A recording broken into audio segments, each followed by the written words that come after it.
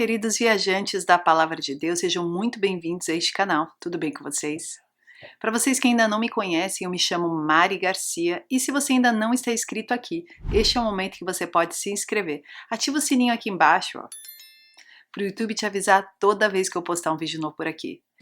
Eu te convido a estar me seguindo lá nas redes sociais também e para que você esteja se inscrevendo na nova plataforma que eu e meu esposo estamos lançando este mês, que se chama abaplay.com.br, ok? É uma plataforma de streaming com conteúdos preparados com grande excelência para vocês estarem atentos, despertos, não serem enganados. Então, é só você acessar abaplay, aba com 2 Bs, e se inscrever. Eu vou deixar o link também na descrição para vocês. Yom Kippur, o dia da expiação, festejado no dia 9 e 10 de Tishrei, ou em 2023, do dia 24 ao dia 25 de setembro. O Yom Kippur, segundo a cultura judaica, é o dia mais sagrado do ano, o dia ao qual eles se consideram mais perto de Deus e de nossa própria alma. Levítico 16:30 diz: pois neste dia ele te perdoará, te purificará, para que sejas purificado de todos os teus pecados perante Deus. Durante quase 26 horas, alguns minutos antes do pôr do sol do dia 9 de Tishrei, até o cair da noite do dia 10 de Tishrei, afligimos nossas almas, declaram os judeus. Eles se abstêm de todo tipo de comida e bebida e não lavam os seus corpos, não usam calçados de couro e não têm relações conjugais. Ao invés disso, passam o seu tempo orando e fazendo o jejum. A história começa após o pecado do bezerro de ouro. Moisés pediu a Deus o perdão e o Senhor concedeu pleno perdão ao povo judeu. Segundo a tradição judaica, a expiação obtida através do Yom Kippur é muito maior do que aquela conseguida através do arrependimento, pois neste dia os judeus e Deus se tornam apenas um. O judeu une-se com Deus para revelar um vínculo intocável pelo pecado. O Teshuvá, que significa o retorno do judeu ao bom caminho, não está restrito apenas ao Yom Kippur. Há muitas outras épocas que, para eles, é propícia para que isso ocorra. Na verdade, um judeu pode e deve ficar em estado de reflexão, alerta e arrependimento todos os dias do ano. A expiação não é apenas a remissão da punição pelo pecado. Significa também que a alma do judeu é purificada das máculas causadas pelo pecado. O judeu sente um remorso genuíno pelas falhas cometidas, irradicando o prazer que extraiu dos pecados cometidos. Então, eles acreditam que sua alma é purificada. A palavra Kippur, no hebraico, significa cobrir, expiar e perdoar. A palavra expiação tem o significado de apagar a culpa de alguém através de uma substituição. O santuário deveria antever para os hebreus aquilo que aconteceria com o Messias na cruz do Calvário depois. Mas nós sabemos que não é isso que muitos judeus não messiânicos acreditam. Nos tempos bíblicos, o Yom Kippur não era totalmente uma festa. Era um dia inteiro de jejum, do pôr do sol até outro pôr do sol. Não era possível fazer nada agradável às almas, nada que trouxesse diversão ou coisas do tipo. Seria um jejum absoluto de pão e água, de comida e qualquer tipo de bebida, distrações e entretenimento. O dia todo deveria ser apenas dedicado ao Senhor. Então esse dia é chamado de dia da expiação, mas ele acaba entrando como um dia de festas, não pelo dia em si, mas porque no final deste processo quando se obtém o perdão, se torna um motivo de alegria. Levítico 16, a partir do versículo 1 diz assim: Falou o Senhor a Moisés depois da morte dos 2 filhos de Arão, que morreram quando se chegaram diante do Senhor. Disse, pois, o Senhor a Moisés: Dize a Arão teu irmão que não entre em todo o tempo no lugar santo, para que dentro do véu, diante do propiciatório que está sobre a arca, para que não morra, porque aparecerei na nuvem sobre o propiciatório. Esta instrução acontece logo após que os filhos de Arão morreram. O motivo disso foi que eles entraram num momento não solicitado, no lugar santo. Então o Senhor está falando para Moisés dizer para que Arão não faça da mesma forma e que ele entre apenas no momento certo. O dia do Yom Kippur, dia da expiação, é um sábado. É um sábado de descanso, Sabá, Sabaton. Como lemos em Levítico 16, no versículo 31. Este lhes será um sábado de descanso, quando vocês se humilharão. É um decreto perpétuo. Perceba como é um decreto perpétuo do Senhor para aquela aliança. Quando falamos de decreto perpétuo, ele está relacionado ao decreto de Deus para cada aliança feita através das Escrituras Sagradas. E nós sabemos que aquela é a antiga aliança, então aquele decreto perpétuo deveria ser seguido. Sabemos que hoje a aliança é com Cristo Jesus, nós temos uma nova aliança com Ele. Então aquele decreto já não cabe mais para esta nova aliança. Naquele dia acontecia a expiação pelo santuário, pela tenda da congregação, onde estava a arca da aliança, pelo altar, pelos sacerdotes e por todo o povo da congregação. Quando lemos Levítico 16, 33, diz: E fará a propiciação pelo lugar santíssimo, pela tenda do encontro, pelo altar, por todos os sacerdotes e por todo o povo da assembleia. Este é um decreto perpétuo para vocês. A propiciação será feita uma vez por ano por todos os pecados dos israelitas. E tudo foi feito conforme o Senhor tinha ordenado a Moisés. A expiação pela tenda, pelo altar e pelo lugar, santíssimo, ela precisava acontecer porque o lugar ficava todo infectado pelos pecados do povo durante o ano todo. Então, para começar este novo processo de expiação, os locais que seria colocado, as ofertas precisavam ser purificados primeiramente.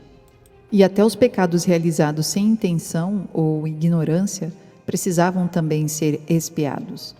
Como lemos em Ezequiel 45, 20, você fará o mesmo no 7º dia do mês, em favor de qualquer pessoa que pecar sem intenção ou por ignorância. Assim vocês deverão fazer propiciação em favor do templo. Existe um paralelo também com Apocalipse 11, quando lemos lá, Apocalipse 11, versículo 1, Foi-me dada uma cana semelhante a uma vara, e foi-me dito, levanta-te, mede o santuário de Deus e o altar, e os que nele adoram. Perceba que a ordem da medição é semelhante à que nós lemos lá em Levítico 16, o templo, o altar e as pessoas, mostrando-nos que Apocalipse 11 também está apontando para o dia da expiação. Porém, aqui já está falando da última expiação, da volta de Jesus. Cristo representou tanto o sumo sacerdote quanto o sacrifício. Ele é a concretização de todo o conceito entre sacrifício e aquele que o oferece. Quando olhamos para o serviço do sumo sacerdote, realizado no Antigo Testamento, nós vemos que Arão foi advertido para não entrar no Santo dos Santos sempre que quisesse, apenas uma vez por ano. E ele precisava estar todo paramentado, de acordo com as regras dadas a Moisés. Antes de entrar no tabernáculo, o sumo sacerdote Arão tinha que tomar banho e vestir-se com túnica, cinto e mitra de linho. Tinha também que tomar 2 bodes para expiação e um carneiro para holocausto. Depois disso, Arão sacrificaria um novilho pelo seu pecado e pelo pecado da sua família. O sangue do novilho era aspergido sobre a Arca da Aliança. Um bode seria sacrificado por causa das impurezas dos filhos de Israel e das transgressões e de todos os seus pecados. E mais uma vez o sangue seria aspergido sobre a arca para fazer expiação pelo povo, pelo próprio lugar santíssimo e também pelo tabernáculo. O outro bode era guiado para o deserto por um homem escolhido, levando os pecados da nação, os quais foram perdoados por mais um ano. O Senhor Deus aparecia em cima do propiciatório sobre a Arca da Aliança. Daí a grande importância que a Arca da Aliança tinha. Era o objeto mais sagrado do tabernáculo. A construção do tabernáculo, inclusive, ela acontecia de dentro para fora. Então, após isso, Arão se banhava, usando essas vestes brancas, e aspergia 7 vezes diante do propiciatório, segurando o incensário. E ninguém podia entrar, até que se finalizassem essas 7 vezes. Quando lemos Apocalipse 15, versículo 8, diz: "E o santuário se encheu de fumaça pela glória de Deus e pelo seu poder, e ninguém poderia entrar nos santuários enquanto não se consumassem as 7 taças dos 7 anjos." Perceba o paralelo que existe aqui entre as 7 aspergidas que Arão fazia e as 7 taças da ira de Deus. Ninguém podia entrar no santuário até que se consumasse as 7 pragas ou sentenças. Da mesma forma, ninguém podia entrar no santuário até que se realizassem as 7 aspersões do tabernáculo que o sacerdote fazia. Da mesma forma que para o pecado do povo foi aspergido o sangue 7 vezes, em Apocalipse Deus está mostrando que enviará 7 taças da sua ira sobre o povo ímpio como julgamento, como sentença da ira de Deus. Nesse dia da expiação, os sacerdotes traziam 2 bodes. Um era entregue em sacrifício para Deus, outro era oferecido para Azazel e não era morto. Os pecados eram confessados na cabeça do animal e ele era solto no deserto. Aquele bode sacrificado para Deus tinha o seu sangue levado até o lugar santíssimo e então era apresentado perante Deus nesse dia. Todos deveriam estar purificados neste processo. De certa forma, foi repetido quando os judeus saíram do tabernáculo para atuar também no templo. O templo tinha o mesmo processo. Fora do pátio ficavam os gentios, os não-judeus. E então havia o espaço onde ficavam as mulheres e dentro só podiam entrar os sacerdotes e levitas. E havia também o local, que era um altar de sacrifício com uma bacia. Uma vez por ano o sumo sacerdote entrava neste segundo ambiente do templo onde estava o Santo dos Santos. Quando Jesus morre na cruz do Calvário, um dos fenômenos que ocorre por obra de Deus é que a cortina que separava o lugar santo do lugar santíssimo foi rasgada sem nenhuma mão humana, de cima a baixo. Mateus 27, 51 diz: "E eis que o véu do santuário se rasgou em 2, de alto a baixo, a terra tremeu, as pedras se fenderam." Ali foi uma forma de Deus mostrar que agora aquela antiga aliança havia cessado e o santuário havia chegado ao seu cumprimento, porque a grande oferta do Cordeiro de Deus que tira o pecado do mundo estava se cumprindo. Ainda hoje, a festa da expiação é considerada sagrada para os judeus, que ainda não aceitaram Jesus como seu Senhor e Salvador. Na minha opinião, se separar, se arrepender, jejuar, orar, isso tudo sim nos aproxima de Deus. Porém, o principal disso tudo é Jesus Cristo. Aceitá-lo como seu Senhor e Salvador faz com que nós não precisemos mais estarmos nos desesperando quanto ao perdão dos nossos pecados. É claro que é importante que o coração se arrependa. É importante que estejamos realmente rasgando nossas vestes. Então, se fôssemos declarar o Yom Kippur, acreditando em Jesus como nosso Senhor e Salvador, nós declararíamos que estamos abrindo um jejum, estamos abrindo um momento de oração para nos aproximarmos mais e mais de Cristo e para levarmos a Ele todos os pecados que nós ainda estamos realizando e pedimos perdão a Ele. E desta forma não pecarmos mais, andarmos em santidade e buscarmos uma vida plena, baseando-nos nas Escrituras. Mesmo se até então nós estamos tendo muita dificuldade de nos livrar de algum tipo de pecado, nós precisamos crer que o poder de Deus, através do seu Filho Jesus, é tamanha que Ele pode sim entrar em nossas vidas e nos modificar. Ele vai podando devagarzinho as nossas arestas. É como se nós fôssemos uma árvore plantada junto às águas de um ribeiro tranquilo. E quanto mais Deus vai nos podando devagar, mais nós vamos crescendo sem as manchas, sem os pecados, sem os capirotos, sem os piolhos da vida passada. E é isso que Deus quer para nós, neste tempo, não só neste tempo, em todos os tempos de nossas vidas. A festa da expiação serve como um símbolo na história da redenção, que nós já temos em Cristo Jesus. E essa história vai se findar com a volta de Jesus e a festa dos tabernáculos, onde estaremos com Ele, em seu reino messiânico milenar. O sacrifício de Jesus na cruz é tão eficaz que não há mais necessidade de repetição dos sacrifícios. O trabalho do sacerdote na antiga aliança não tinha fim, pois ele precisava voltar ano após ano para oferecer sacrifício por ele e pela nação.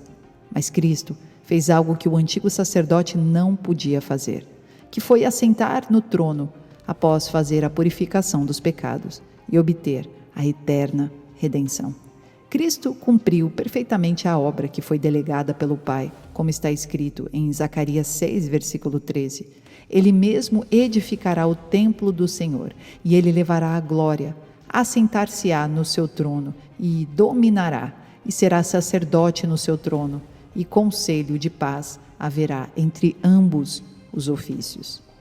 Jesus Cristo é o nosso Rei e nosso sacerdote. O dia da expiação é de valor alto para o israelita e aponta para um quebrantamento em massa dos judeus para a volta de Cristo, onde será o dia da redenção de toda a igreja. Como o apóstolo Paulo escreve em Efésios 4:30, e não entristeçai o Espírito Santo de Deus, no qual estáis selados para o dia da redenção. Na primeira vinda, ele veio como servo sofredor, mas na segunda virá como Rei dos Reis e Senhor dos Senhores. Ele sairá do santuário celestial com milhares e milhares de anjos, num cortejo triunfante e glorioso. No tempo determinado, o Filho de Deus voltará para ajuntar os seus escolhidos de uma a outra extremidades do céu, para o seu reino milenar. Deus abençoe, queridos, e até o próximo vídeo.